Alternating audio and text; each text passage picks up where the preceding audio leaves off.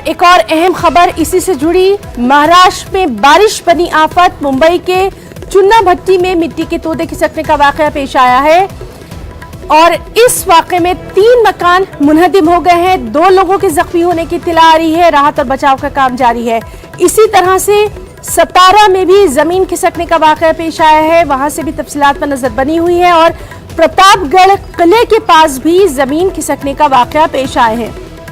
तो नाज़रीन देखिए, भारी बारिश जो है किस तरह से अब तबाही बर्पा कर रही है महाराष्ट्र में।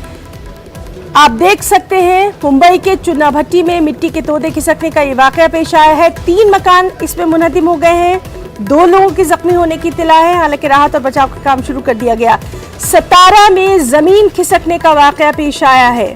प्रतापगढ़ किले के पास भी जमीन खिसकने का वाकया पेश आया है। तो लगातार महाराष्ट्र में बारिश जो है किस तरह से अब आफत का रूप में तब्दील हो रही है, उस पर लगातार नजर बनी हुई है। हालांकि लगातार लोगों से घरों में ही रहने की अपील की जा रही है, लेकिन जिन लोगों को रोजमर्रा के काम के लिए निकलना है उनके लिए कहीं ना कहीं ये बारिश आफत बनकर टूट पड़ी है।